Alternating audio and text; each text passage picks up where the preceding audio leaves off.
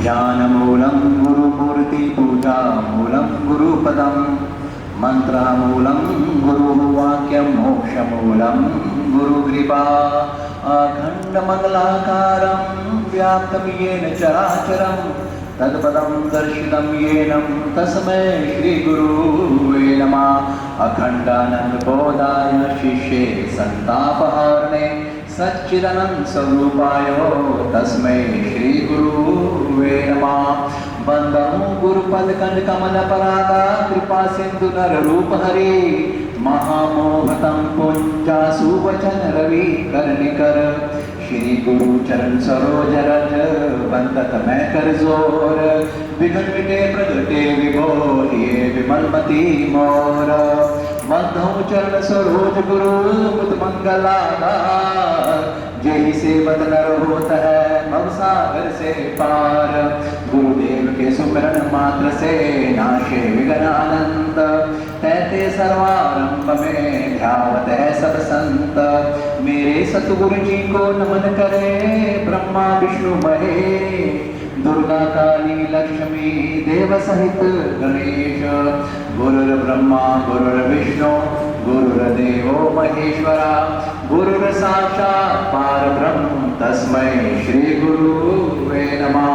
गुरु बचावनहार है गुरु ही बख्शनहार जाके सिर पर हाथ है वाका बेड़ा पार जो जाकी शरणे बसे ताको ताकी लाज हे गुरुदेव हम आपकी शरण बसे आपको हमारी लाज प्रभु आपको हमारी लाज। ओम श्री महागणाधिपताय नमः श्री लक्ष्मी नारायणाभ्यां नमः उमा महेश्वरोभ्यां नमः शक्ति पुरंदरभ्यां नमः वाणी हृदय गर्भाभ्यां नमः माता पितृभ्यां नमः इष्ट देवताभ्यो नमः कुल देवताभ्यो नमः ग्राम देवताभ्यो नमः स्थान देवताभ्यो नमः वास्तु देवताभ्यो नमः सर्वे गो देवेभ्यो नमः परम शिवभ्यो नमः श्री सद्गुरु चरण कमलेभ्यो नमः आदि गुरुदेव अनादि गुरुदेव सद्गुरुदेव चरण कमलेभ्यो नमः ज्योति स्वरूपाय आदि शक्ति स्वरूपाय सद्गुरुदेव चरण कमलेभ्यो नमः वक्रतुंड महाकाय कोटि सूर्यो समप्रभं निर्विघ्नं कुरु मम देवा सर्वकार्येषु सर्वदा ब्रह्मा मुरारी चतुर्थान्तकारी मानुषी भूमि सुतोपदश्च गुरु शुक्रः शनिराहु केतवः सर्वे ग्रहाः शान्तिकराः भवन्तु। या श्री सुकृतनां भवनेषु लक्ष्मी पापात्मान् कृत्यान् हृदेषु बुद्धि सदा सदां कुलजन प्रवस्ये लज्जातां पानता संप्रपादि देवी विश्वं शरणागतिना पत्रान् परायणे सचति हरे देवी नारायणी नमस्तुते सब स्वरूपे सर्वेशे सर्वशक्ति संयुते भय भयहस्त्राहीनो देवे दुर्गे देवी नमस्तुते सर्वमंगल मांगल्ये शिवे सर्वार्थ साधिके शरणे त्र्यंबके गौरी नारायणी नमस्तुते जयंती मंगला काली भद्रकाली कपालिनी दुर्गा क्षमा शिवा दाती स्वाहा सदा नमस्तुते सर्वयाधा निर्मुक्तो धनधान्या सुतान्वितो मनुष्यो मत्प्रसादे भविष्यति न संशये ध्यान नित्यं हेशं भजते चारु चंद्रा वस्त्रं रत्नकल्पोज्ज्वलांगं परशुमीरभीति हस्तं प्रसन्नं पद्मानसीनं समतास्तुतिमग्ने व्यारिकता स्वसानं विश्वभाग्य विश्वबीजं निखिलविहरं पंचवक्रं त्रिनेत्रं त्रिनेत्रधार्य त्रिशूलधार्य गंगाधार्यो नमो नमः। ओम नमः शिवाय नमः शिवाय नमः शिवाय नमः शिवाय साशंखचक्रं सकीटकुण्डलं सपीतवस्त्रं सहर्षिरुभेषणं सहारवक्षस्थलकौस्तुभश्रियं नमामि विष्णुशिरसा चतुर्भुजं तदैव लग्नं सुनीतदैव ताराबलं चन्द्रबलं तदैव देवबलं विद्याबलं तदैव लक्ष्मीपते ते गिरिजुगं समार्मि शान्ताकारं भुजगशयनं पद्मनाभं सुरेशं विश्वाधारं गगनसुदर्शं मेघवर्णं शुभानगं लक्ष्मीकान्तं कमलनयनं योगिविद्यानगम्यं वन्दे विष्णु भवेहरं सर्वलोकैकनाथं वन्दे विष्णु भवेहरं सर्वलोकैकनाथम्। ओम श्रीमन्नारायण चरणकमलेभ्यो नमः श्री श्री माता चरणकमलेभ्यो नमः शेषनाग नाग बाबाय नमः, शेष बाबासनाय नमः, वैकुंठाय नमः, संपूर्णायुधाय नमः, शिवाय नमः, शंकराय नमः, गौरीश्वराय नमः, भक्तलालाय नमः, भद्राय नमः, नारद मुनि बाबाय नमः, द्रुपदाय नमः, सप्तऋषियो चरणगम्भेभ्यो नमः। त्वमेव माता च पिता त्वमेव बन्धु च सखा त्वमेव विद्या च द्रविणं त्वमेव सर्वं मम देवदेव। बाबा मैं मंत्रहीनं क्रियाहीनं भक्तिहीनं जनार्दना, यत्र पूजितं मया देवा परिपूर्ण तदुस्तमे। सतगुरु जो जाकी शरणे बसे तात्वता की लाज, हे गुरुदेव हम आपकी शरण रहे, आप हमारी लाज। प्रेम से बोलो श्री सतगुरु भगवान की, साचे दरबार की, श्री लक्ष्मी नारायण भगवान की, श्री सिद्धार्थाश्रम की, स्वामी जी महाराज की। हमारे गुरु महाराज ये बताया करते थे, आप सब जानते हो कि आजकल श्राद्ध चल रहे हैं। श्राद्ध का जो पर्व है ये हम मनुष्यों के लिए, हम जीवों के लिए बहुत ही इम्पोर्टेंट है, क्योंकि श्राद्ध में हमारे जो पितृ हैं, पितृ उसे बोलते हैं जो शरीर छोड़कर इस मृत्यु लोक से जा चुके होते हैं, वो छाया के रूप में या वायु के रूप में इस धरती पर इन दिनों के लिए आते हैं। और वो अपने, हम जो उनके वंशज हैं इस धरती पे, हमारी क्रिया, हम जो क्या कर्म कर रहे हैं उनके लिए, भगवान के लिए, साधु संतों के लिए उसको खूब वाच करते हैं और उनके अंदर आशीर्वाद देने की ताकत बहुत होती है। तो मैंने अपने गुरु चरणों से सीखा है कि इन दिनों में जैसे आज हम यहाँ पर सत्संग के लिए एकत्रित हुए हैं, तो हम श्रद्धा से, प्रेम से, भक्ति युक्त चित्त से उस भगवान नारायण का स्मरण करें, भजन करें, ताकि उस भजन के फल से आपके अंदर जो भक्ति है आपके गुरु और नारायण के प्रति, उसके फल से हमारे जो पितृ हैं उनका उद्धार हो, उनको शांति मिले, उनको उत्तम लोगों की प्राप्ति। तो मेरे साथ थोड़ी देर के लिए भगवान श्रीमन नारायण का गुणगान कीजिएगा। श्रीमन नारायण नारायण नारायण श्रीमन, ओ भगवान नारायण नारायण नारायण भगवान नारायण नारायण, ओ लक्ष्मी नारायण नारायण नारायण बाबा नारायण नारायण, ओ नारायण नारायण नारायण, ओ श्रीमन नारायण नारायण नारायण, ओ बाबा गज और ग्राहल की करो,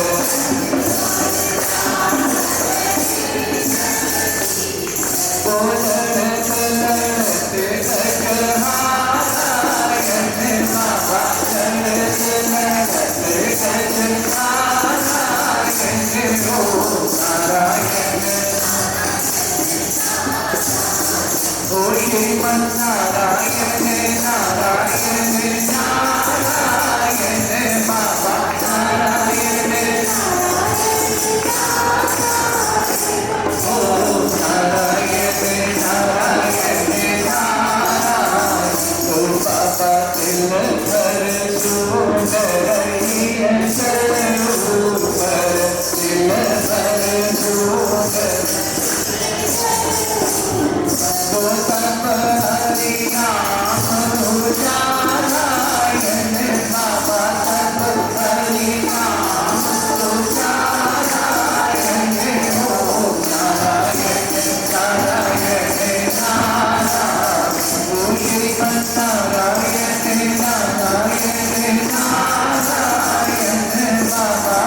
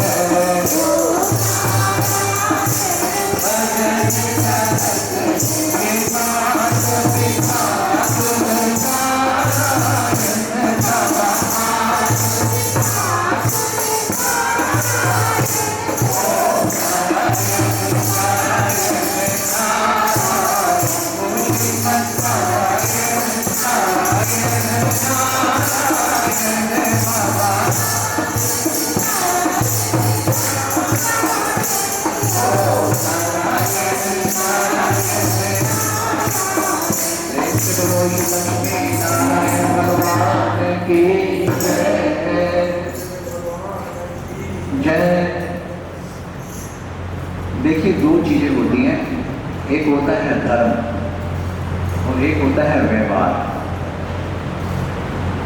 जिस व्यक्ति को ये समझ में आ जाए कि मेरा धर्म क्या बनता है, वही व्यक्ति उत्तम लोक, दिव्य लोक, दिव्य जन्म, मोक्ष का अधिकारी, संत कृपा, गुरु कृपा, भगवत कृपा को ही प्राप्त कर सकता है। कौन?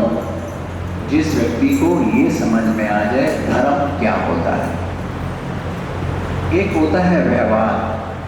व्यवहार मुझे बताने की जरूरत नहीं है, आप सबको मालूम है। आप सब अपने अपने मन के हिसाब से, जिसका जो जो स्वभाव है उस हिसाब से सब व्यवहार करते हैं। मगर धर्म एक ही है, धर्म कभी बदला नहीं जा सकता। हम सब के व्यवहार डिफरेंट हो सकते हैं, पर हम सब का धर्म एक ही है। जब मैं कहता हूं धर्म एक ही है, उसका अर्थ क्या? जब मैं ये कह रहा हूं कि हम सब, या हम सब का अर्थ है आत्मा। हम सब में एक चीज कॉमन है कि हम सब आत्मा हैं। किसकी? भगवान की। जब मैं बोलता हूं धर्म, धर्म का अर्थ है इस बात को समझा जाए, जैसा कि मैंने सत्संग के शुरुआत में किया कि अब चल रहे हैं श्राद्ध। क्योंकि हम सब अपने व्यवहारों के हिसाब से धर्म को तोड़ रहे हैं, मोड़ रहे हैं, मन के हिसाब से धर्म को चला रहे हैं या चलना चाह रहे हैं, जो कि निषिद्ध है, जो कि ऊपरली खाने में वैलिड नहीं है। श्राद्ध केवल आज के युग के नहीं बने हुए। ये श्राद्ध जब से परमात्मा ने धरती बनाई, जब से परमात्मा ने सृष्टि की रचना की, तब से पितृलोक की भी रचना की। ये पितृलोक धरती और चंद्रमा के बीच में आता है, जहाँ चंद्रलोक है, उसे पितृलोक बोलते हैं। श्राद्ध जिसे हम बोलते हैं, श्राद्ध का अर्थ होता क्या है? श्राद्ध श्रद्धा सा जायते श्राद्धा, जो श्रद्धा से किया जाए, जो कर्म श्रद्धा से, फुल डिवोशन से, रिस्पेक्ट से, अपनत्व की भावना से किया जाए, उसे श्राद्ध कहते हैं। जो लोग ये सोचते हैं आज की डेट में कि श्राद्ध करना ढोंग है, श्राद्ध कुछ नहीं होता, ब्राह्मण को खिलाना ढोंग है, हम ब्राह्मण क्यों खिलाएं, ब्राह्मण मोटे हो रहे हैं, या अपने अपने तरीके से मन चले भाव से जो समाज में हम ये भावनाएं, ये अफवाहें फैला रहे हैं, ये एकदम शास्त्र के खूब है। अपने जीवन में एक गांठ बांध दो, जो चीज शास्त्र के विरुद्ध हो वो अधर्म है। जो चीज शास्त्र के विरुद्ध हो वो अधर्म है। वो जो चीज संत के द्वारा कही गई हो वो ही धर्म है। क्योंकि संत होता कौन है? संत वो है जो शब्द शास्त्रों का निचोड़, उनका सार, उनका तत्व अपने अंदर धारण करके हमारे बीच हमारी भाषा में बताते हैं। तभी गुरु नानक भी कहता है कि संत का मार्ग धर्म की पौड़ी। अब ये श्राद्ध हमारा धर्म क्यों है, मैं इस पे आ जाऊं। जैसा कि आप सबको मालूम है, मैं कोई ऐसी नई चीज नहीं कह रहा। डेफिनेटली आप सबने अपने अपने पूर्वजों के श्राद्ध कर भी लिए होंगे, या किसी की तिथि आने वाली होगी वो करेगा भी। तो मेरे कहने का सिर्फ जो भाव है, जो मैंने अपने गुरुओं से सीखा है, वो आपके साथ शेयर जो करूँगा। हमारे जितने भी पुराण हैं, सब पुराने के अंदर श्राद्ध की विधि लिखी है, श्राद्ध का महत्व लिखा है। जो लोग श्राद्ध नहीं करते हैं, कैसा भी मन को सोचकर कि ये बकवास है, ये अफवाह है, हम क्यों करें, या हमारे पूर्वज ने हमारे लिए क्या किया क्या नहीं किया, ये कहा जाता है कि वो पितृ जब प्रेत योनि में होते हैं, वो उग्र रूप धारण करते हैं। उग्र रूप जिसे हम बोलते हैं, किसी कोई अगर बालाजी या हो या हमारे गुरु के आश्रम में जाए, जिनके ऊपर ये प्रेत आते हैं, वो उग्र रूप धारण करते हैं। वो जो प्रेत होते हैं, जो वंशज उनके होते हैं नीचे, जो उनका श्राद्ध नहीं करते हैं, ये शास्त्र में लिखा है, वो उनके रक्त का पान करते हैं। उनके परिवार का पोषण नहीं हो सकता। अगर उनकी औलादें भी होंगी तो उनकी औलादें संपन्न नहीं होंगी, प्रोग्रेस नहीं करेंगी, उस घर में बरकत नहीं होगी, प्रॉस्पेरिटी नहीं होगी। वो घर हमेशा तनाव और कलेश में उठा रहता है। कौन से घर, कौन से परिवार जो अपने पितरों का श्राद्ध नहीं करते हैं? ये शास्त्रों में वर्णन किया गया है। श्राद्ध का बहुत ही ज्यादा महत्व है। अब इसको अगर हम अपनी लॉजिक वे में भी समझें कि ये हमें डराने के लिए बात तो नहीं कही गई कि हम डर जाएं। आज हम एक जीवित हैं, मेरे पिता है या मेरे बच्चे हैं। अगर कोई फादर अपने बच्चों को अपनी प्रॉपर्टी में से निकाल दे तो बच्चे जाके कोर्ट में केस कर देते हैं कि मैं बाप की प्रॉपर्टी का उत्तराधिकारी हूं, मेरे बाप ने मुझे प्रॉपर्टी से क्यों निकाल दिया। जब हम संतान अपने माता पिता की प्रॉपर्टी के उत्तराधिकारी बन सकते हैं, जब जीवित हैं, तो उनके मरने के बाद हमारा फिर दायित्व भी बनता है। अगर अधिकार बनता है तो दायित्व भी बनता है, जिम्मेदारी भी बनती है अपने वंशियों की। इसलिए कहते हैं कि 3 पीढ़ी तक जो हमारे गए हैं, पिता, दादा, परदादा, 3 पीढ़ी तक श्राद्ध करना बहुत जरूरी होता है इनका। तो श्राद्ध को विधि पूर्वक ब्राह्मण के द्वारा, जैसे आपके ब्राह्मण बताएं उस प्रकार से श्राद्ध को जरूर करना चाहिए। ये आप सबको पता है। अगर आपको उनकी डेट ऑफ डेथ जिसे बोलते हैं तिथि, अगर तिथि मालूम है तो उस तिथि के दिन ही करवाओ। अगर तिथि नहीं मालूम हो तो अमावस्या वाले दिन, जिसे सर्वपितृ अमावस्या कहते हैं, उस दिन उनका श्राद्ध जरूर करो। मगर श्राद्ध को ये समझ के मत करो, ये मेरी रिक्वेस्ट है कि मेरे पे बोझ है, मेरे पे डर है, ये नहीं। जिस प्रकार से हम आने वाले नवरात्रों को दुर्गा की स्तुति करेंगे, मां को मानेंगे आशीर्वाद लेने के लिए, ठीक उसी प्रकार से पितरों को भी उसी प्रकार पूजो। जैसे मैंने एक बात समझाई, व्यवहार और धर्म में फर्क होता है। आपका रहते रहते अगर अपने आपके माता पिता के साथ व्यवहार किसी कारण ठीक नहीं था, आप व्यवहार मत देखो, आप अपना धर्म देखो। धर्म, जैसे मेरी माँ का धर्म था, उसने धर्म को अपनाया कि मुझे गर्भ में रखा, मुझे पैदा किया। मेरे पिता का धर्म था, उसने मेरा लालन पोषण किया, मुझे खाना खिलाया, बड़ा हुआ। पैदा होते तो हम बड़े नहीं हुए, 20-25 साल में जाके बाद तो हमने पैसा कमाना शुरू किया। तो 20 साल का तो ऋण होगा सबके ऊपर। पढ़ाया, लिखाया, पाला, माने, दूध पिलाया, सब किया हमने। उसने जब धर्म निभाया तो हमारा भी धर्म है, वो धर्म को पहचानो। व्यवहार के कारण अपने माता पिता के साथ अपने संबंध को मत तोड़ो। व्यवहार एक डिफरेंट चीज है। रामायण में राम को देखा है आपने, राम ने कभी भी कहीं का तिरस्कार नहीं किया, उसने धर्म की पालन किया। धर्म के कारण पिता के वचनों का मान रखने के लिए उन्होंने अपना सुख भोग दिया, सुख को छोड़ दिया। किया नहीं किया? इससे प्रत्यक्ष शिक्षा क्या मिली कि भगवान राम जो एक पुत्र की पदवी पे हैं, केवल उन्होंने सुना कि मेरे पिता ने मेरी माता को वचन दिए हैं, पिता ने माता को वचन दिए हैं, केवल उसने सुना, उसने कहा मेरे पिता का सर नीचे नहीं होना चाहिए।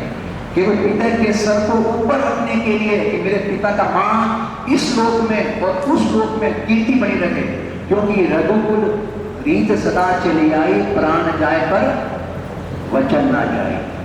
कि मेरे खानदान का नाम नीचा ना हो जाए, मेरे पिता का नाम नीचा ना हो जाए, अपने कुल का नाम नीचा ना हो जाए। इसलिए उस पुत्र ने, राजा राम ने जो पुत्र की पदवी थे, क्या किया उन्होंने? अपने सुख का त्याग कर धर्म की पालना की। आज तक उनकी कीर्ति गाई जा रही है। तो ये जो धर्म पे कैसे चला जाता है, ये केवल कैसे सीखेंगे हम लोग? ये तभी सीखोगे जब आप सत्संग में जाओगे, किसी अच्छे गुरु की रगड़ में जाओगे, किसी अच्छे गुरु को सुनोगे, समझोगे, तो समझ में आएगी धर्म क्या होता है, वो कर्म क्या होता है जिससे धर्म का फल मिलता है। कर्म हम सब कर रहे हैं, पर उस कर्म का फल कितना है इतना है, इतना है, इतना है, इस लोक तक है, परलोक तक है, कहां तक है, या अक्षयफल है, ये हम सब कुछ समझ नहीं पाते। कि जब तक आप लोग कर्म धर्म के लिए नहीं करोगे, फिर मैं कह रहा हूं, जब तक हम कर्म सब कर रहे हो, जब तक कर्म धर्म के लिए नहीं करोगे, तब तक हमारा पुण्य कर्म नहीं फलेगा, पुण्य कर्म नहीं फलेगा।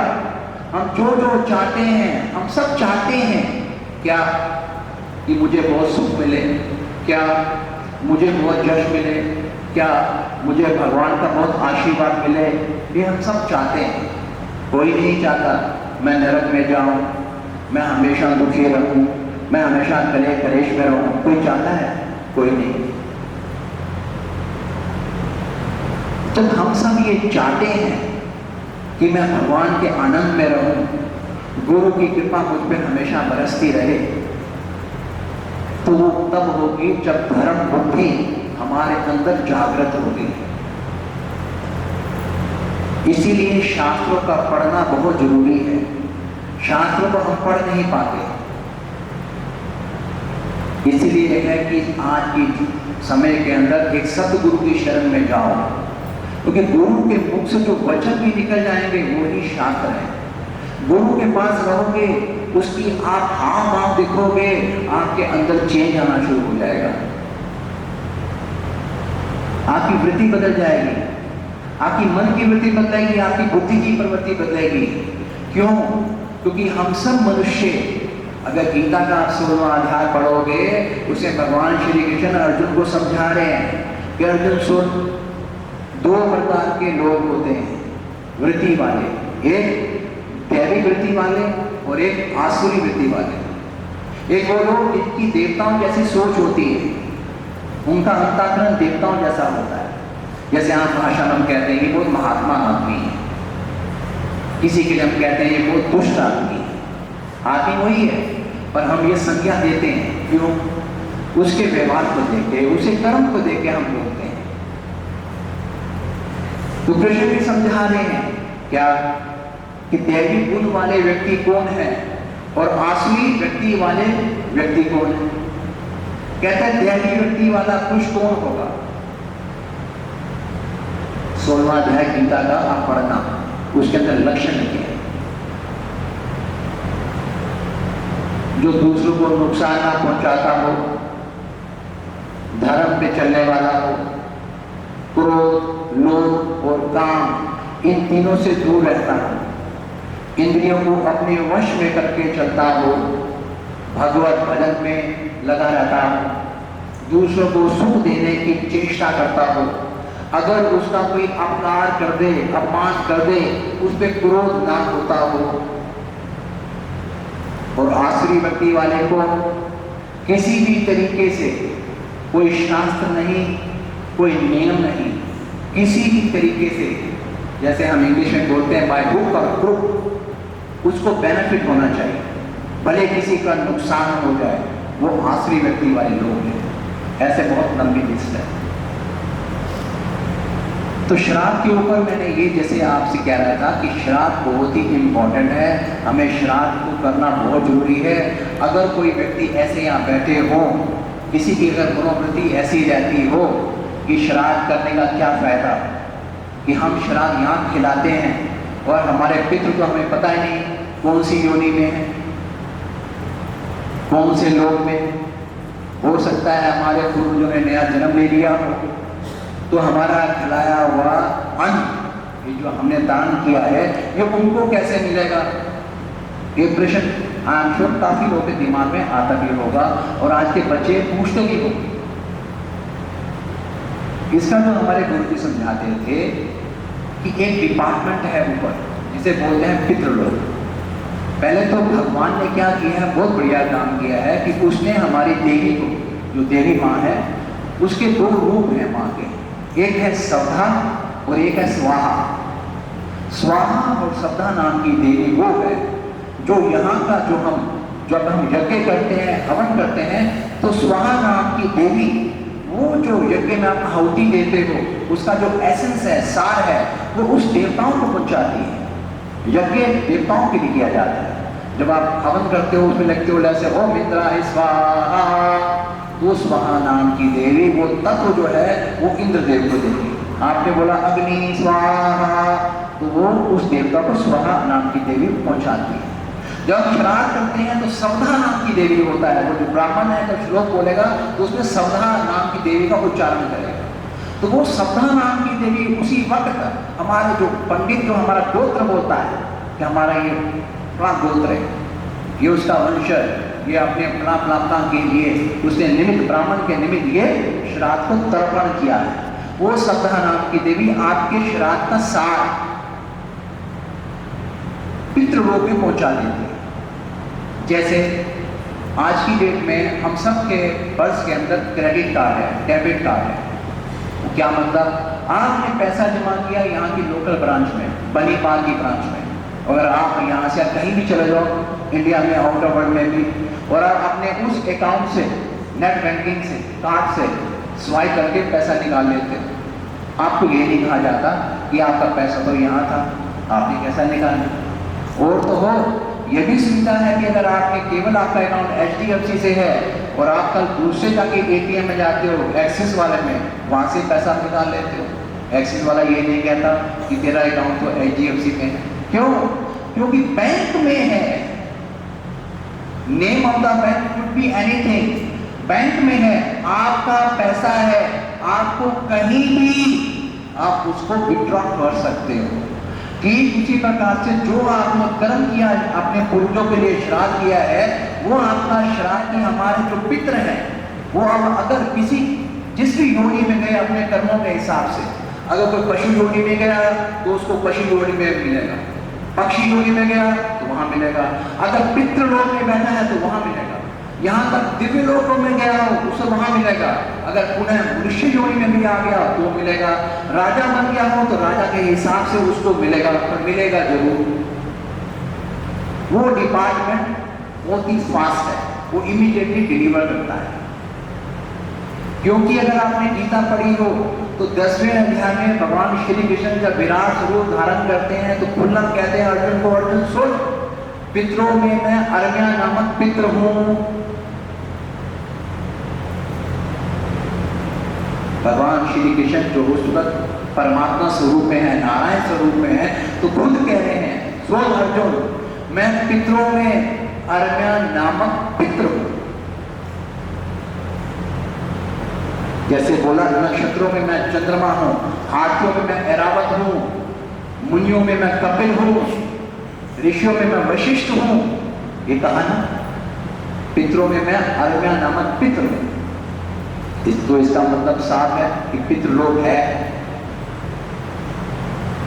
आप समझ रहे हो? तो पितृलोक है, तो पितरों का हेड कौन है? स्वयं कौन? नारायण। और जब हम वो धर्म भूल जाते हैं, अपने संबंध भूल जाते हैं, अपने पूर्वजों के साथ है, तो इसीलिए हमारी जो ग्रोथ होनी चाहिए यहाँ पर, हमारे आगे जो बच्चों की ग्रोथ होनी चाहिए वो रुक जाती है। क्योंकि जब हम गद्दी की सेवा करते हैं, कभी कभार ऐसे कोई भक्त आते हैं जो गुरुजी हमारे बोल देते हैं कि इसके पितृ नाराज हैं, इसलिए उनका काम रुका होता है। और दूसरा, कई लोगों की कंसेप्ट ये है कि हमने गया में जाके श्राद्ध कर दिया है तो मेरे पितृ को तो मुक्ति मिल गई, मोक्ष मिल गई, तो अब मुझे श्राद्ध करने का क्या फायदा? ये भी गलत। गया में श्राद्ध करने का अपना महत्व है। गया, काशी, मथुरा, ये जो क्षेत्र बता रखे हैं, इनकी अपनी इंपॉर्टेंस है, मगर आपने इसका मतलब श्राद्ध ये समझ के किया कि आपने पिंड छुड़ा दिया। हम बोलते हैं पिंड छुड़ाना, पीछा छुड़ाना। पिंडदान का मतलब ये है पीछा छुड़ाना भाई। मतलब आप हृदय से उनके साथ ये सोच लो कि मैंने छोड़ा दिया। जो मैंने बोला श्राद्ध का मतलब, श्राद्ध श्रद्धा सा जायते, जो श्रद्धा से किया जाए वो श्राद्ध, प्रेम पूर्वक, श्रद्धा से, कि मैं अपने पितरों की आशीर्वाद से, दया से तुझे शरीर मिला, उन्हें लालन पालन पोषण किया, वो रिस्पेक्ट रहनी चाहिए, अपनत्व की भावना रहना चाहिए। और वो हमें आशीर्वाद हमेशा हमारे गुरु कहते हैं, जो शास्त्रों में लिखा है कि पितरों को आशीर्वाद देने की ताकत देवताओं से 100 गुनी ज्यादा होती है। पितरों, अगर आपके पितृ प्रसन्न हो गए आपसे, 100 गुना ज्यादा उनमें ताकत है और वो रैपिड रिस्पॉन्स करते हैं, क्योंकि उनका आपके साथ कनेक्शन है। कोई दादा है, परदादा है, ताया है, ताऊ है, नाना है, कोई भी हो। पर किसी देवता को प्रसन्न करने के लिए पता नहीं कितने साल, कितना समय चाहिए। कहने का अर्थ यही है कि धर्म पूर्वक कर्म श्राद्धों में अपने पूर्वजों को, अपने जो भी है वो अवश्य करना चाहिए। दूसरा, अब आ रहे हैं नवरात्रे दुर्गा माता के। I'm sure आप सब लोग देवी के भक्त हैं, उपभोग करते हैं। जो मैंने अपने गुरु से सीखा है, छोटे में समझाऊंगा कि नवरात्रि का अर्थ क्या होता है। ये हम सब जानते हैं, नवरात्रा मीन्स 9 रात्रि के रात। वो सबको मालूम है कि एक एक रात्रि माँ का नाम दिया गया है। ब्रह्मचारिणी है, शैलपुत्री है, चंद्रघंटा है, ऐसे माँ के दो रूप हैं। ये माँ तो एक उसमें आती है। उससे पहले मैं पीछे जाना चाहता हूँ। एक बात समझना जिंदगी के अंदर है, जैसे मैंने बोला धर्म, जैसे मैंने बोला हम सब यहाँ पर, हम सब में एक चीज कॉमन है, क्या? आत्मा। आत्मा का एक ही पिता है, कौन? नारायण, वो परमात्मा। उस परमात्मा, उसे हम नारायण कहते हैं, उनकी ही अर्धांगिनी, उनके ही वाम पक्ष से निकली है वो परमेश्वरी, वो शक्ति स्वरूपा, जिसे हम श्री श्री माता कहते हैं, जो 16 हाथ वाली, जिसे महालक्ष्मी भी कहते हैं। वो देवी भगवान ने अपने यहाँ से ही प्रकट की है, वो है मेन देवी। आगे उस देवी ने समय समय के हिसाब से, जैसे भगवान नारायण ने समय समय के हिसाब से अवतार लिए। हिरण्यकश्यप को मारने के लिए नरसिंह का अवतार, कभी वाहरा का अवतार, कभी राम का अवतार, कभी कृष्ण का अवतार, कभी हैदरी का अवतार, कभी मत्स्य का अवतार। ऐसे ही उस शक्ति स्वरूपा परमेश्वरी ने, श्री माता ने अनंत रूप धारण किए। सबसे पहले उस माता ने 3 रूप धारण किए, महालक्ष्मी, महाकाली और महासरस्वती। उसमें से फिर उसने जोड़े बदले, काली, लक्ष्मी, सरस्वती, ब्रह्मा, विष्णु, महेश। आगे सृष्टि की रचना की। आगे फिर हर लोकालोक में उस देवी के रूप हैं। हम इस धरती पे हैं, हम इस धरती पे भी शक्ति स्वरूपा माता के रूप। हम अलग रूप माता की स्तुति अलग प्रकार से करते हैं, और करनी भी चाहिए, क्योंकि बिना शक्ति के हम लोग शव हैं। जैसे शिव के अंदर जो ई है, अगर ई को निकाल दोगे तो क्या बचेगा? शव। वो ई क्या है? शक्ति। आपने हर हर महादेव में देखा होगा कि जब वो सती देवी जब जल जाती है, उनका जो शरीर नाश हो जाता है, तो शिव उस पर शव के समान हो गए थे। तो शक्ति की उपासना बहुत जरूरी है, पर प्रश्न ये उठता है कि हम शक्ति की उपासना करें तो करें कैसे? फिर वही, अगर जिसको धर्म पूर्वक नहीं पता कि उस मां की उपासना कैसे की जाए, क्या उस देवी की उपासना मैं मन के हिसाब से कर रहा हूं? जिंदगी में एक बात जो गीता में भी लिखी है, वो अपने आप गाड़ लेना कि 3 प्रकार की मेरी बुद्धि चलती है, एक सात्विक, एक राजसी, तीसरी है तामसी। जो कर्म शास्त्र के हिसाब से किया जाता है वो है सात्विक बुद्धि, जिसमें कि देवताओं को प्रसन्न करने के लिए किया जाए, भगवान को प्रसन्न करने के लिए किया जाए, तब बुद्धि होती है सात्विक। और जो कर्म अपने को प्रसन्न करने के लिए शास्त्र के द्वारा किया जाता है, वो होती है राजसी बुद्धि। वो बुद्धि जिसमें दूसरे को नुकसान पहुंचाना हो या स्वयं को फायदा देना हो, मगर वो कुछ नहीं देखता शास्त्र क्या है, नियम क्या है या कुछ क्या है, वो केवल उसको प्राप्त करना चाहता है बाय हुक और क्रोक, उस व्यक्ति की बुद्धि होती है तामसी। और तीनों के फल हमें उसी प्रकार मिलते हैं। तामसिक कर्मों वाले जो मनुष्य होते हैं वो असुर योनि में जाते हैं, पिशाच योनि में जाते हैं, नीचे के लोक में उनकी गति होती है। उनको लगता है हमने यहाँ बहुत प्राप्त कर लिया तो कुछ क्षण के लिए, पर उनकी गति जो होती है वो बहुत ही उनको नुकसान करने वाली होती है। इसलिए कभी भी धर्म के लिए कोई कर्म करो तो ये सोच लेना कि ये शास्त्र पूर्वक है या नहीं।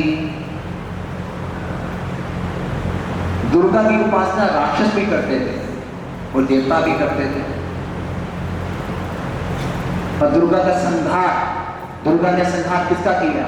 महिषासुर का, चंडमुंड का, शुंभ निशुंभ का। भक्त वो भी थे, मगर वो देवी का भक्षण करना चाह रहे। तो आज समाज में जो भी अगर आप धर्म कर रहे हो तो प्लीज अपने विवेक द्वारा, शास्त्रों के द्वारा उसे पहचानो कि मेरा ये जो कर्म कर रहा हूँ क्या धर्म पूर्वक भी है या नहीं।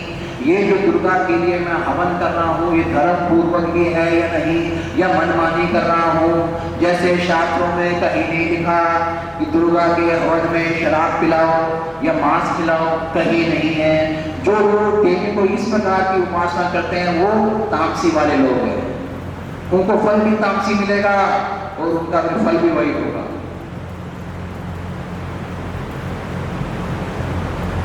हमें लोग बरगला देंगे कि हमें ये फायदा होता है, जैसे मैंने बोला वायुपुर का ग्रुप, फिर वो तामसी प्रवृत्ति है, उससे हमारी बुद्धि का क्या होगा? अनंत होगा।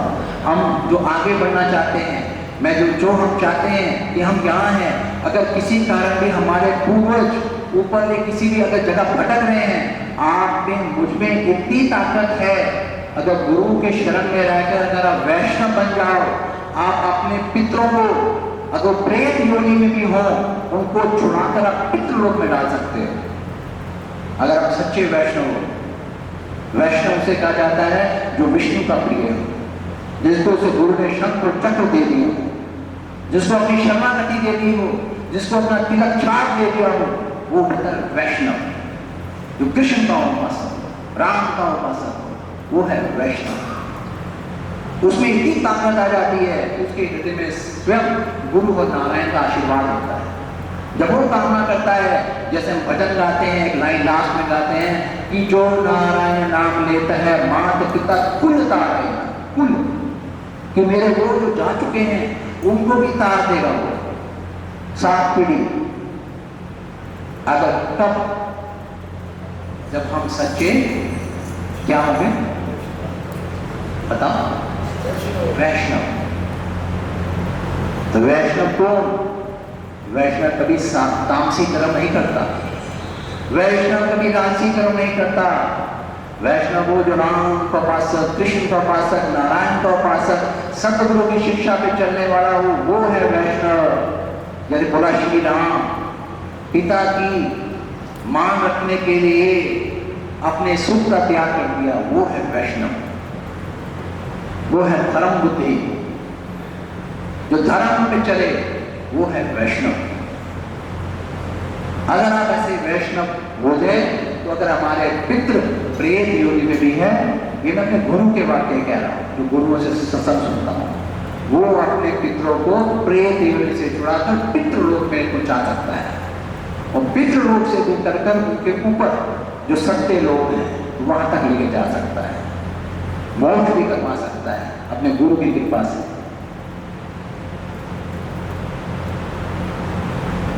तो मेरी यही प्रार्थना है कि हम लोग शास्त्र के द्वारा धर्म पूर्वक जो कर्म है उसका चिंतन जरूर करें। केवल ये नहीं कि समाज में जो एक भ्रांति चल रही है, क्योंकि मैं तो देख रहा हूँ, मुझे भी अपने गुरु के चरणों में 40 साल हो गए, पर संसार में मैं भी रहता हूँ। संसार में धर्म बुद्धि बहुत क्षीण होती जा रही है। धर्म बुद्धि जो मतलब बुद्धि वो संत का मार्ग, शास्त्र पूर्वक जो गीता कहती है, जो रामायण कहती है, वो धर्म बुद्धि। सब लोग अपने अनुसार अपने तरीके से ही तोड़ मोड़ के अपने मतानुसार ही चीजों को चला रहे हैं। वो हमें अच्छे फल नहीं देगी, वो आपके साथ भी कर्म नहीं करवाएगी। उसकी निशानी भी हम अपने अंतःकरण में झांक के दे सकते हैं। जिन्हों के घर में कलह है, कलेश है, बरकत नहीं है, शांति नहीं है, परिवार खुश नहीं हो रहे, उनके वंशज, उनकी जनरेशन प्रोग्रेस नहीं कर पा रही, घर में किसी न किसी तरीके से तनाव है, झगड़े हैं, बच्चे पनप नहीं रहे हैं, तो ये समझ लेना कि वो आशीर्वाद की कमी है। अगर हम कर्मों के फल भी खाते हैं, ये सत्य है, तो कर्मों के फल भी कैसे खाएंगे हम? कर्म तभी तो करेंगे जब हमें पता होगा ये अच्छा कर्म कौन सा है। भाई एक आतंकवादी किसी को मारता है 100 लोगों को, वो 100 लोगों के मार के ये बोलता है कि मैंने जो है बहुत पुण्य कर्म किया है, जैसे मुसलमान लोग बोलते हैं हमने किया, हमें जिहाद मिलेगी। पर हमारे यहाँ पे क्या सिखाया जाता है कि परहित सरस धर्म नहीं पाई पर पीड़ा। अगर मैं किसी को पीड़ा दे रहा हूं तो वो पाप है, और वो दूसरे को हत्या कर रहा है तो उसके लिए पुण्य है। जो ऐसा सोच रहा है उसकी बुद्धि आसुरी बुद्धि है, राष्ट्रीय बुद्धि है। इंग्लिश में कहते हैं man is known by the company which he keeps. आपकी बुद्धि उसी प्रकार चलेगी जैसी आपकी संगत है। अगर आपकी संगत जिनके साथ उठते हो, बैठते हो, अगर वो खुद उनकी बुद्धि तामसी है तो आप भी तामसी करोगे। अगर आपके आसपास के लोगों के अंदर धर्म है, संत है, शास्त्र पढ़ते हैं, शास्त्रों का अध्ययन करते हैं, उन्हें पता है ये सही है, ये गलत है, ये धर्म है, तो आपके अंदर भी धर्म वाली बुद्धि जागृत होगी, पक्का होगी। इसलिए बहुत जरूरी है कि गुरु के आश्रम में जाते रहो, बहुत जरूरी है। गुरु का घर एक स्नान घर है, जहां पर जाकर हमारे अंदर के मैल धुल जाते हैं, हमारे पाप धुलते हैं, हमारी बुद्धियों का शुद्धिकरण होता है, मन का शुद्धिकरण होता है। हरि स्मरण, भगवान का जो भजन है वो गाने का दिल करता है, उसे श्रम चेत लगती है, ठोकर लगती है। जैसे आप कपड़े धोते हो, डंडा लेके मारते हो, कपड़े की मैल कैसे निकलती है। ठीक उसी प्रकार जब हम गुरु के पास जाते हैं, हमारे अंदर की बैठी हुई कई जगहों की मैल जो पाप बनकर हमारी बुद्धि कपट बुद्धि हो गई है, लालची बुद्धि हो गई है, होकर दुख वाली बुद्धि हो गई है, अपने हिसाब से हम मन को चला चला के कर्म कर रहे हैं, फल हम ही भोगेंगे। उस बुद्धि का शुद्धिकरण होता है। गुरु को इतना हल्का मत मानो। गुरु को ये मत सोचो कि ये केवल भविष्य बताने वाला है, ये मेरे काम करने वाला है, ये तो उसका 0.001% की क्वालिटी आपने देखी नहीं। अरे जी, गुरु तो वो है चलते फिरते जिसके हृदय में परमात्मा निवास करते हैं। देवी देवता आकाश में खड़े नमस्कार कर रहे होते हैं, उस सिद्धों का सिद्ध है गुरु। वो अपनी कृपा से हमारे पुत्रों को शांति देने वाला है। वो अपनी पे आ जाए तो आएगा तभी जब हम उस संत के, उस गुरु के बन जाएं। इसीलिए हम सब कर्मों का फल ही भोग रहे हैं। मेरी बात भले आप मानो या ना मानो, पर अपना जीवन ही खुद देख लो। अगर आप किसी तरह के कष्ट भोग रहे हो, उसकी निशानी मैं तो क्या, आपको कोई भी धर्म वाला, कोई भी ईसाई, मुसलमान, किसी भी देश का बोलेगा, कोई इंग्लिश में बोलेगा कार्मिक साइकिल, दूसरा व्यक्ति बोलेगा कर्मों का फल भोग रहे हैं। तो भाई मैं कर्मों का फल ना भोगूं, कौन चाहता है ना कर्मों का फल, बेकार का फल भोगूं।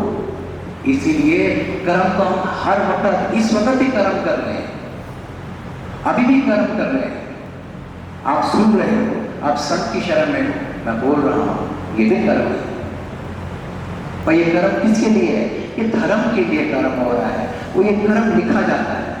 इस कर्म को देखने के लिए जब हमारे पूर्वज जो छाया रूप में आज यहाँ पर मौजूद है, किसी न किसी रूप में आपके साथ अटैच है, वो भी प्रसन्न होते हैं। तो इसीलिए हम भी विधि पूर्वक, श्राद्ध पूर्वक अपने घर में श्राद्ध करें। केवल श्राद्ध उसी दिन नहीं करें जिस दिन श्राद्ध है। मैं तो कहता हूँ हर रोज सुबह जब आप नहाते हो, नहाने के बाद दक्षिण दिशा में खड़े होकर अपने पितरों को स्मरण करके, जैसे दास गुरु का जो सीखा वो करता हूँ, मैं अपने गुरु को प्रार्थना करता हूँ नहाने के बाद, जब तुलसी जल देने के बाद दक्षिण दिशा में खड़ा होकर एक गिलास पानी में सफेद तिल डालता हूँ और ये प्रार्थना करता हूँ, गुरु महाराज मैं अपने पितरों को ये जल तर्पण कर रहा हूँ। मेरी प्रार्थना है कि जो भी मेरे पितर हैं उनको आप आत्मा को शांति देना, उत्तम लोगों की प्राप्ति हो, इनको सद्गति मिले। फिर मैं अपने पितरों को आकाश में ये सोच कर कि मेरे पितर यहाँ पर विराजमान है, ये महसूस करके उनको बोलता हूँ कि मैं आपका वंशज, जो मेरा नाम है, जो मेरे वंशज गए, मेरे पिताजी, दादाजी, दादी जी, परदादाजी, परदादी जी, ताया जी, ताई जी, उनके बच्चे, भूले बिसरे पितर, मेरे नाम के साइड, उन सब का नाम उच्चारण करके, नाम नहीं याद के इतना ही बोल के, जो मेरे हैं पितर, मैं आपके चरणों में प्रार्थना करता हूँ, मैं आपका वंशज, आपको ये जल तर्पण कर रहा हूँ, कृपा करके जल स्वीकार करें श्रद्धा से। यूं जल देते हैं, यहां से जाना चाहिए ऐसे। ओम पितृदेवेभ्यो नमः, ओम पितृलोकाय नमः।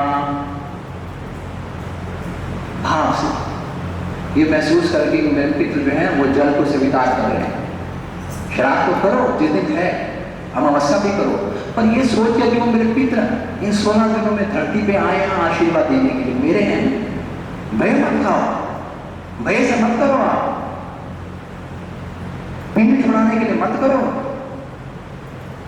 हमें भी कोई बनना है।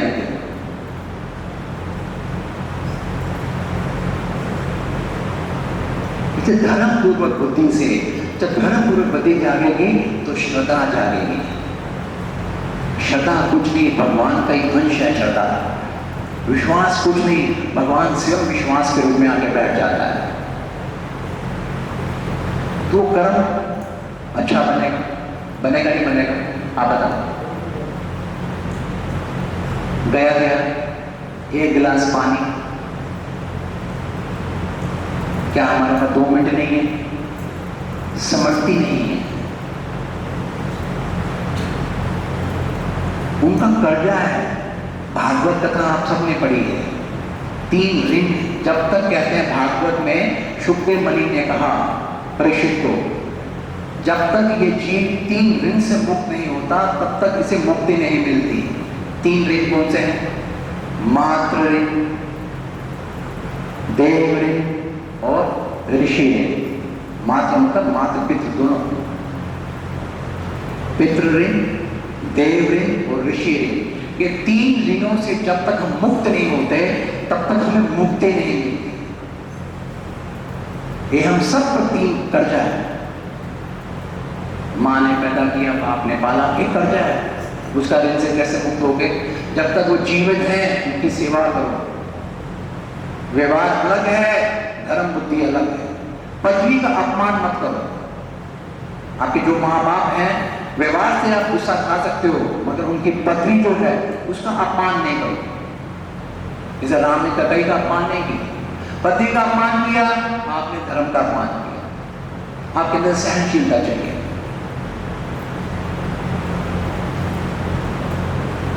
देवताओं के ऋण, आज सूर्य देव का ऋण है, धरती माता का ऋण है, वायु देव का ऋण है, जो हम इसको कह रहे हैं। कितने देवता हैं? जो देवताओं के ऋण कैसे होते हैं? जो हम देवताओं की उपासनाएं करते हैं उसे देव ऋण चुकता है। ऋषि ऋण, जो हम साधु संतों के शरण में जाते हैं, उनके वचनों का मान सीखते हैं, उन्हीं के वचनों को आगे हम प्रस्तुत करते हैं, वो ऋषि ऋण है, उससे उतरता है। जब तक ये 3 ऋण से मुक्ति नहीं होती, भले आप इतना भजन करो, आप पार नहीं पा पाओगे। तो गुरु को पता होता है। गुरु जब किसी शिष्य को पकड़ता है मुझे सब पता होता है, मेरे पर पिछले जन्म में कौन कौन से ऋण हैं, कौन कौन से मेरे पूर्वज के ऋण हैं, या कौन से मेरे पुराने कुल देवता हैं, देवियां हैं जो मुझसे रुष्ट थी, या जिसकी उपासना मैंने कंप्लीट नहीं की, वो पूरी ट्रांजेक्शन कंप्लीट करवाता है। किन के साथ मेरे लेन देन थे, गुरु वो लेन देन चुकवाता है। क्योंकि अगर मैं पीछे से मुझे कोई बांध दे रस्सियों से और मैं हाथ की तरफ आगे चलना चाहूँ तो नहीं जा पाऊंगा, क्योंकि पीछे से मैं बंधन में हूं। अगर तो गुरु को वो दृष्टि है, दिव्य दृष्टि है, वो पहले बंधन काटता है, बंधन, तभी गुरु नानक साहब को जो गुरु मंत्र मिलता है तो गुरु नानक साहब गाते हैं, कहते हैं भवबंधन मोरे कटे जब मंत्र दियो गुरु कान। गुरु नानक साहब कह रहे हैं, गुरु ग्रंथ साहब, अगर वो गुरु ग्रंथ साहब पढ़ता हो तो कहते हैं भवबंधन मोरे कटे जब मंत्र दियो गुरु कान। भवबंधन, भाव मतलब बोलते हैं कि भाव जन्म लेना मरना आना बना, ये योनि में जब घूम रहे हैं, कहते कट गए। गुरु नानक जी प्रसन्न हो रहे हैं, क्या मेरे गुरु महाराज ने मंत्र दियो गुरु कान।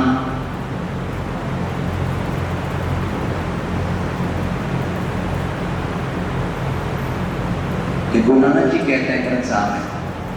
किसी ने पूछा धर्म क्या है, कहते हैं संत का मार्ग धर्म की पौड़ी। कहता जो संत कह दे ना बेटा, जो संत जिस मार्ग में चलने को कह दे ना, समझ लेना यही धर्म है, उस पर चलेगा। तो धर्म बुद्धि कुछ नहीं है, विवेक बुद्धि का नाम ही धर्म है। विवेक आता कहां से है? बिन सत्संग विवेक न होई, राम कृपा बिन सुलभ न होई। कहां से आएगा? सत्संग से आएगा विवेक, जिसे धर्म कहते हैं। सही क्या गलत क्या? वो कब आता है? राम कृपा बिन सुलभ न होई। जब उस राम की कृपा होती है, वो राम ही एक गुरु के रूप में आकर हमें वो सत्संग प्रदान करता है। वो सत्संग से मिलता क्या है? ज्ञान। पर ज्ञान का फायदा तभी है जब हम घर में बैठकर एकांत में जो बात आपने ज्ञान की सुनी हो उसको मनन करो, उसको सोचो कि इसका अर्थ क्या है। जब तक उस ज्ञान की बातों को आप सुनोगे, सुनने के बाद केवल भूल जाओगे तो फायदा नहीं है। सुनने के बाद ये बहुत जरूरी है, घर जाकर उन बातों को आप बार बार स्मरण करो कि क्या कहा था, वो बात सही थी, गलत थी, सही थी, गलत थी। जितना उस बात को आप प्रबोध करोगे, विचार करोगे, तभी विवेक पैदा होगा। वरना तो पल्ला झाड़ सत्संग है। सत्संग आप सब सुनते आ रहे हो, मैं भी सुनते आ रहा हूँ, याद कुछ भी नहीं रहेगा। याद फिर वही रहेगा जिसको हमें याद रखना है। क्या याद रखना है? जो मेरे मन का हिसाब है, जैसा जैसा हम सबका मन का व्यवहार है, उस हिसाब से हम याद रखते हैं। जिसका मन सात्विक है, जिसका मन तामसी है, जिसका मन राजसी है, वो उसी प्रकार से बातों को ग्रहण करेगा।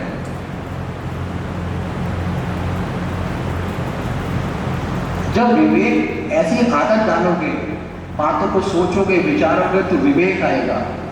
जब विवेक आएगा तो विवेक के बाद ही वैराग्य बुद्धि आएगी। वैराग्य बुद्धि से बोलते हैं कि जो अभी हम इतने रागों में फंसे पड़े हैं। राग का मतलब क्या? जिस चीज के बिना हम रह नहीं पाते। ये भाई साहब ये तो मेरा ही मकान है, भाई साहब मैं ही धनवान हूँ, नहीं भाई साहब मैं गरीब हूँ, नहीं भाई साहब ये मेरा है, लेकिन मैं ये हूँ, मैं तो इस बिना रह नहीं सकता। रागों में फंसे हुए हैं। विवेक आता है तो बुद्धि में परिवर्तन होता है। वो बुद्धि में फिर ये आता है कि जो है इसका ठाकुर का है, उसने बख्शा है, मेरा था गया, उसकी कृपा का लेने देने हैं। ये परिवार, मैं भी किसी का बच्चा था, आज मेरे बच्चे, मैं भी किसी का पोता था, आज मेरे पोते। तो उसकी बुद्धि में वैराग्य आता है। ये मकान का क्या मोह, मैं कौन सा लेके आया था, मेरी साथ छोड़ गई, दादी साथ छोड़ गई, मैं भी छोड़ के जाऊंगा। मोह त्यागने की वृत्ति का नाम ही रागों से मुक्त होना है, वो वैराग्य है। वैराग्य उसे नहीं कहा था कि घर बाहर छोड़ छाड़ के जंगल में लूटी और लंगोटी और माला लेके बैठ जाओ, उसे वैराग्य नहीं कहते। घर पे रहो, संसार में रहो, समाज में रहो, वैसे ही रहो, मगर आपका मन सन्यासी हो जाए, मन आपका सन्यासी हो जाए। आपके मन के ऊपर 24 घंटे तलवार लटकती रहती है, ज्ञान रूपी तलवार की, कि मेरा मुझ में कुछ नहीं, जो कुछ है गुरु तेरा, तेरा तुझको सौंप कर क्या लागे है मेरा। उसकी वृत्ति में ये चलता है। मेरा तो ये शरीर भी नहीं है, मेरा होता तो शरीर मेरी आज्ञा मानता, बूढ़ा मत हो, ये शरीर भी मेरा नहीं है। जब मैं इस शरीर में बैठा हूं और ये शरीर मेरी आज्ञा नहीं मानता, तो मैं किस प्रकार से दूसरे शरीरों को कंट्रोल कर सकता हूं? किस प्रकार से मैं अपनी पत्नी, बाल बच्चे सबको कंट्रोल करूं जब मेरा शरीर मेरे कंट्रोल में नहीं? मेरे शरीर का अंदर बैठा हुआ मन जब मेरे कंट्रोल में नहीं है, तो मैं किस प्रकार से मूर्खता पूर्वक दूसरे के शरीर में बैठे हुए उनके मन को कंट्रोल करने की कोशिश कर रहा हूं? यही तो मूर्खता है। जब विवेक आता है तो ये ज्ञान भी आ जाता है कि सबकी बुद्धि अपने अपने हिसाब से चल रही है, तो वैराग्य आएगा उसको, वो अटकेगा नहीं। जब वैराग्य गति आएगी, वो समझेगा कि ये सब जो मैं दृश्य देख रहा हूं ये मायाकृत दृश्य हैं। माया उसे बोलते हैं जिसकी जो नाश होने वाली है। आज हम यहाँ जो बैठे हैं, ये दृश्य कब तक है? ये क्या जो जिस हॉल में बैठे हैं, क्या ये हॉल 100 साल से था? क्या ये जमीन 100 साल से ऐसी थी? कोई 100 साल वाला बोलेगा ये जंगल था, 50 साल बाद क्या होगा, 100 साल बाद क्या होगा?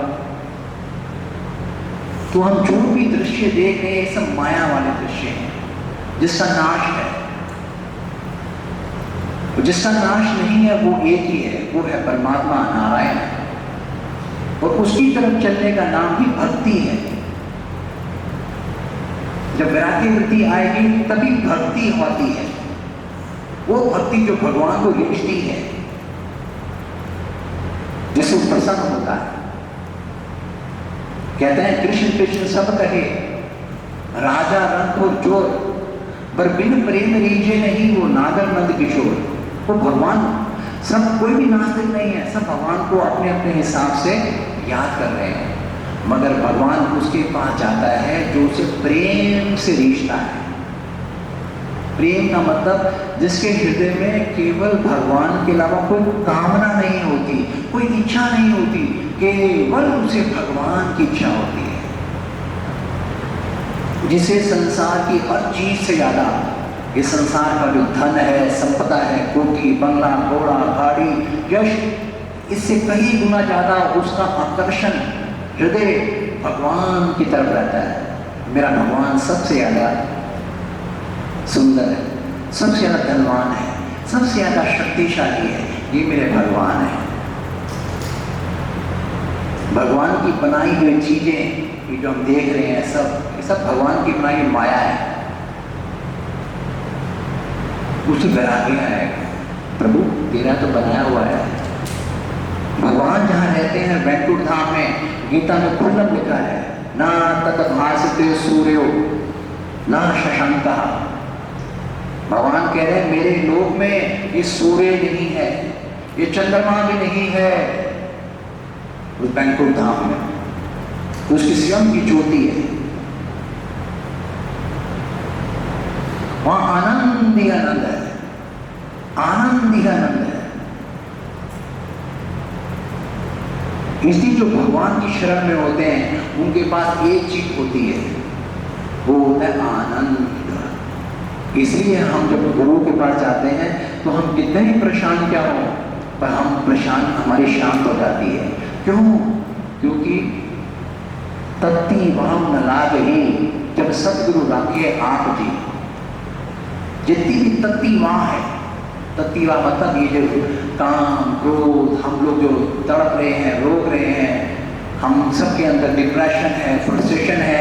क्यों? हमारी इच्छाएं पूरी नहीं हो रही, मेरे हिसाब से नहीं हो रहा, इसे बोलते हैं तत्ती वाव।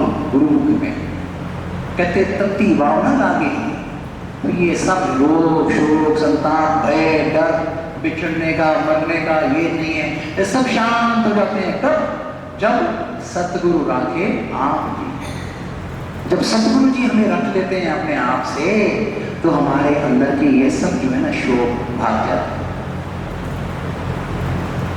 उस नारायण के नाम में अमृत है। गुरु नानक कहता सुनो तन मन धन गुरु अर्पण कीजिए, रसना नाम हरि रस कीजिए। कहता तन से मन से धन से गुरु की सेवा कर। पर जीवन से हरि का नाम पी।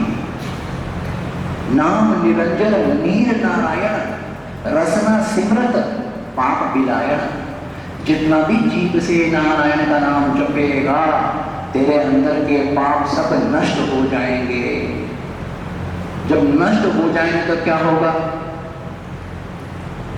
तो क्या होगा? हम सब भगवान के आत्मा है या शरीर? बताओ। आत्मा। सही बोला आपने। आत्मा को कोई मार सकता है? आत्मा को भूख लगती है? आत्मा को धन दौलत कोठी चाहिए? आत्मा को कुछ नहीं चाहिए। आत्मा के भगवान की अंश। अंश का मतलब जैसे भगवान सच्चिदानंद घन है ऐसे आत्मा भी आनंद है। भगवान अविनाशी है तो आत्मा भी अविनाशी है। मगर हमारे अंदर वो आत्मा बैठी है पर उसका आनंद हम ले नहीं पा रहे। क्यों? क्योंकि इस आत्मा के ऊपर इतने बड़े बड़े परकोटे हैं। काम, क्रोध, मद, मोह, लोभ, राग, द्वेष, तामसी प्रवृत्ति, आसुरी शक्ति इतनी व्याप्त है उस आत्मा के ऊपर। ये बेचारी आत्मा आनंद भी नहीं ले पाती। इस केवल सतगुरु की शरण में आके ही ये जो ऊपर बैठे हैं आत्मा के ऊपर वो उसकी सफाई करता है, उनको दूर भगाता है। जब कंकड़ नेड़ ना बही जब रसना हरि गुण गाऊं जी। जो हमारे गुरु बाबा कहते थे तुक भंजन तेरा नाम जी, तुक भंजन तेरा नाम जी। कहते हैं जब कंकड़ नेड़े ना बही तब जब रसना हरि गुण गाऊं जी। नहीं आएंगे ये यम, ये यमराज, ये दुख, ये शोक, ये संताप, ये आपको टेंशनें नहीं नजदीक आएंगे। तब जब रसना हरि गुण गाऊं जी।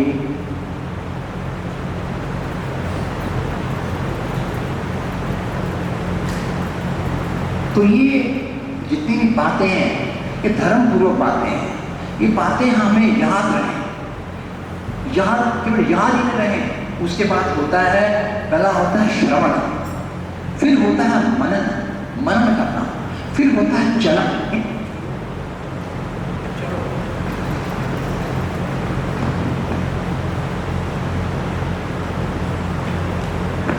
हेलो, इन पे चलो। जब हम चलेंगे चलने का नाम ही है कर्म। वो कर्म का फल ही क्या है? फल। कर्म का प्रतिरूप है फल, जिसे हम सब चाहते हैं। अरे जो चाहते हो तो प्राप्त करो ना। अरे फल तो वो हो जो खत्म ही ना हो। उस फल को लेके क्या करें? जो 5 साल बाद अमीरी आए फिर गरीबी आ जाए, किसको अच्छी लगती है वो अमीरी? किसी को अच्छी लगती है ऐसी अमीरी कि 5 साल आप अमीर हुए फिर गरीब हो जाए, 2 साल यश मिले फिर आपको अब यश मिले? कोई ऐसा फल नहीं चाहता हो।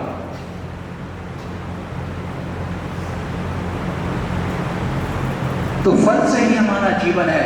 वो फल किस प्रकार का हो, वो कर्म किस प्रकार का हो, वो तभी होगा जब बुद्धि में धर्म होगा। वो धर्म की बुद्धि तभी जागेगी जब हम सत्संग में आएंगे, सत्संग को सुनेंगे, सुनने के बाद उसको घर बैठे एकांत से मनन करेंगे। सिर्फ इस फॉर्मेलिटी के लिए नहीं कि किसी ने कहा है सत्संग पे जाने के लिए इसलिए सत्संग पे जाना। इसका मतलब तो ये हुआ कि मैं अपना उद्धार नहीं करना चाहता। गीता में साक्षात परमात्मा ने कहा है कि अर्जुन, ये जीव खुद ही आत्मा का उत्थान करता है और ये खुद ही आत्मा का पतन करता है। कहा नहीं कहा ऐसा? क्यों बिना जी? कहा नहीं। ये जीव आत्मा का जो हमारा आत्मा है, ये आत्मा अगर नरक में गई तो उसका पतन हो गया और ये आत्मा शायद उत्तम लोक में चली जाए, नारायण को भजते हुए। तो हम ही अपनी आत्मा का उद्धार करते हैं और पतन भी करते हैं। चाहता कोई नहीं है पर फिर भी नरक में जा रहे हैं। चाहता कोई नहीं है फिर भी हम पशु योनि में 84 लाख योनियां जो भगवान ने बनाई है उसमें जा रहे हैं। चाहता कोई नहीं है, आज भी कितनी लाखों अरबों आत्मा प्रेत योनि में धक्के खा रही है। क्यों? क्योंकि कर्म ऐसा नहीं किया उन्होंने।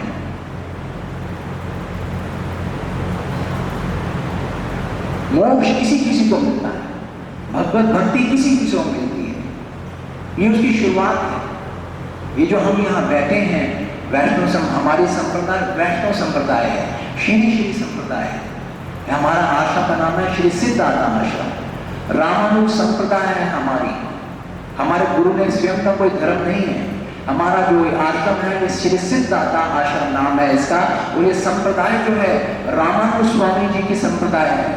हमारी संप्रदाय जो है लक्ष्मी माता की संप्रदाय है। ऊपर लिखा है श्री श्री नमः लक्ष्मी नाम समारंभा नाट्य मुनि मध्यमान अस्मदाचार्य परंपरा तस्मै वंदे गुरु परंपरा। ये गुरुओं की संप्रदाय है। जब से वो लक्ष्मी माता ने सप्त ऋषि बनाए, सनत संदन संकाल सनातन ऋषि बनाए, नारद मुनि बनाए, तब से ये परंपरा चलती आ रही है। ये वो संस्था है, उन गुरुओं के साथ हमारा बंधन है। इसलिए वो जो गुरु जो कहें वो करो, तभी हमारा उद्धार होगा। तो आत्मा और कॉन्शियस में कुछ भाई क्या अंतर है, क्या फर्क है? तो can you please explain to us? Okay, thank you. बहुत अच्छा प्रश्न है ये। हम सब कहते हैं, आम भाषा में यूज करते हैं, इसकी कॉन्शियस हो गई है। Thank you, it's a very nice question. देखिए, सत्संग सुनने का मतलब तभी है जब ऐसे प्रश्न पूछे जाएं। मैं भी आज जैसे आप हो वैसे ही मैं भी गुरु का शिष्य ही। मैं भी ऐसे अपने गुरु महाराज जी से, गोविंद भाई से, हमारे स्वामी जी से, हमारी गुरु माँ से, मेरे को शुरू से जिज्ञासा रही है सत्संग के क्वेश्चन पूछने की। मेरा शुरू से ही एक गुरु के पास एक संस्कार रहा, जिज्ञासा। ये बहुत अच्छा प्रश्न है कि वो जिसे हम बोलते हैं कि चित्त, कॉन्शियस कुछ नहीं है, चित्त वृत्तियां जो बोलते हैं कॉन्शियस जाग रहा है। आत्मा, जैसे मैंने बोला, आत्मा का विषय क्या है वो एक डिफरेंट है, पर इनका जो प्रश्न है कि ये कॉन्शियस, इस कॉन्शियस को कैसे जगाया जाए। हम सबकी कॉन्शियस हो गई है। कॉन्शियस कुछ नहीं है, बेसिकली जितनी भी बातें मैंने की है शुरू से ही, जैसे मैंने बोला कि धर्म और व्यवहार क्या है, जैसे मैंने एग्जांपल दिया कि राम भगवान जो है वो पुत्र की पदवी पे है। उन्होंने केवल सुना, उनको मैसेज पहुंचा, केवल उन्होंने सुना कि मेरी माता कई ने मेरे पिता से 2 वचन लिए थे, वो वचन ये थे, अब मेरे पिता अपने मुख से नहीं कह पा रहे हैं, केवल सुना। राम की कॉन्शियस बहुत ब्राइट थी। बिन माँ को बोले हुए, बिना माँ से क्रॉस क्वेश्चन किए हुए, बिना पिता से क्रॉस क्वेश्चन किए हुए उन्होंने बोला, बस माँ इतनी छोटी सी बात और आप इतना वो करके बैठे हो, कोई बात नहीं माता, आपने तो मुझे कितना भला किया है, आपने कितना उपकार किया है। क्या भगवान आपकी कॉन्शियस देखो कितनी ब्राइट है, कितनी ब्राइट है। वो कह रहे हैं आपने मेरा कितना भला किया है कि मैं जंगल में जाऊंगा, साधु सन्यासियों के दर्शन करूंगा, 14 वर्ष रह के मैं संतों के पास रहूंगा। मेरी माँ कितनी मेरे पे दयालु है। और आज की जगह पे हम हो, हमारी कॉन्शियस कैसे होगी? हम लड़ेंगे, माँ को शायद अपशब्द भी कहेंगे, झगड़ा भी कर डालेंगे। कॉन्शियस उसकी ब्राइट होती है जिसके अंदर धर्म बुद्धि आएगी, जिसके अंदर शास्त्रों वाली बुद्धि आएगी, ये सत्य है, उसी की कॉन्शियस जागेगी। कॉन्शियस कुछ नहीं, कॉन्शियस धर्म का ही रूप है। अगर आप रामायण देखो, जब भगवान राम माता शबरी के पास जाते हैं, जब शबरी उनको सब उनकी अपना यथापूर्वक पूजा करती है, चरण धोती है, जब शबरी कहती है भगवान राम को कि प्रभु, जब उनको मैसेज दे देती है अपने गुरु का कि आपको हनुमान मिलेंगे, ऐसे वैसे है, तो एक चीज मांगती है शबरी भगवान से, कहते मेरे गुरु महाराज जी ने कहा था कि जब भगवान राम आए तो उनसे नवधा भक्ति का ज्ञान लेना। ये शबरी बोलती है राम से। तो राम जी एक बात, सुंदर बात बताते हैं, मुझे बहुत अच्छी लगती है। कहते शबरी सुन, जो भक्ति मैंने अपने गुरुओं से सुनी वो मैं तुझे कहता हूँ, मैं चित्त से कहता हूँ, तू चित्त से सुनना। ये शब्द यूज करते हैं, मैं चित्त मींस कॉन्शियस। और कॉन्शियस की जो बात होगी ना वो एक सटीक होगी, पत्थर की लकीर होगी। जिसकी कॉन्शियस जितनी ब्राइट है उसकी वाणी में सत्यता होगी, उसकी प्रार्थना भगवान अवश्य सुनेगा। जिसकी कॉन्शियस ब्राइट होगी अवश्य सुनेगा भगवान, उसका गुरु।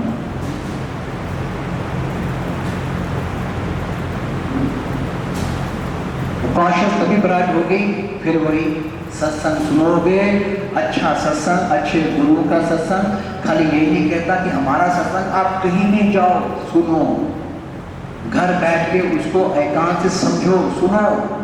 पर मेरी एक ही आपसे हाथ जोड़ के प्रार्थना है कि वो धर्म आदि सच था, युगादि सच, युग युग में वही धर्म है भगवान का, अब भी वही धर्म है। वो धर्म की जय होती है, धर्म कभी भी खराब नहीं होता। जो लोग आपको धर्म से दूर करते हो, शास्त्रों से दूर करते हो, केवल मन के हिसाब से धर्म चला रहे हो, उनसे दूर रहना, उनसे दूर रहना। जो कहते हैं कि मूर्ति पूजा नहीं होती, उनसे दूर रहना। जो कहते हैं भगवान कुछ नहीं होता, ढूंढ है, उनसे दूर रहना। जो कहते हैं यज्ञ कुछ नहीं है, उनसे दूर रहना। जो कहते हैं आपके गुरु ग्रंथ वेद पुराण शास्त्र गीता कुछ नहीं है, ऐसे अधर्मियों से दूर रहना, दूर रहना। ये तो हमारी कॉन्शियस हो जाएगी। इसीलिए हमें भगवान से मांगना पड़ता है, ये हमारे में नहीं है। आपको इसीलिए जिसके पितरों के आशीर्वाद हो, उनकी आत्माएं धर्म की तरफ लगती हैं। ये मेरे गुरु के शब्द याद आ गए। कहते थे जिसके पित्र नाराज हो, उसके 4 प्रकार का नुकसान करते हैं उसके पित्र। पहला, धर्म की हानि हो जाएगी उस घर में। जिसके पित्र अगर नाराज हो जाए, उसे धर्म की हानि हो जाएगी। आयु उसकी कम हो जाएगी। पुष्ट पौष्टिकता, जो घर में हम बोलते हैं बरकत, पुष्ट, बच्चे ग्रो कर रहे हैं, सब हंस रहे हैं, खेल रहे हैं, वो जिएगा इंसान, मगर दर दर की ठोकरें खा के जिएगा। थोड़े से पैसे कमाने को कब पितृ प्रसन्न हो गए तो धर्म की जय जय, सच्चा गुरु। ये मुझे याद है दीपक, जब मैं लगौस में था, मेरे पास ये वहां पर बैचलर हाउस से मेरे पास सोता था। इसने हमारे गुरु के दर्शन नहीं किए थे, पर ये हमेशा मुझसे गुरु जी की बातें सुनता, ये दीपक। और उसको गुरु जी के दर्शन होते थे नाइजीरिया में, इस लड़के। जब ये यहाँ पर आश्रम में पहुंचा, हमारे गुरु ने उनके परिवार को एक ही बात की, कहते हैं तुम्हारे दादा तुम्हारे दिन वो मतलब एक महात्मा रूप में हो गया था, उसकी आत्मा उस रूप में थी, वो मेरे से संपर्क में रहता था। उसके कारण, उसके आशीर्वाद के कारण ये परिवार जो है आज गुरु के शरण में।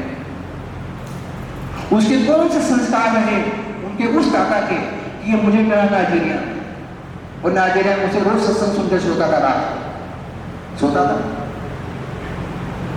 वो कौन से संस्कार हमारे पितरों के कब जाकर होते हैं हमें नहीं पता, जिसका फल आज ये इसका बेटा, उसकी पत्नी, उसकी माँ, उसके बाप, इतने लोग आज सेवा में जुटे पड़े हैं। इसका परिणाम कहाँ से आ गया? पितृ फल। आप देखो ये धर्म बता, किसका किया हुआ पुण्य, किसका किया हुआ फल आपको पता नहीं। आज आप हो, आप किस तक आपके पोते, कौन से वंशज आपको आज उनका उद्धार करोगे, आपको स्वयं नहीं पता लगेगा। हम सब जुड़े हुए हैं, हमें दिखता नहीं है। गुरु इस वक्त है, परमात्मा जी और भगवान श्री नारायण राधा कृष्ण इस वक्त मौजूद हैं, यहाँ हैं। उस है में अनुभव करो, वो है। इसलिए सनातन, हम सब सनातनी जीव हैं।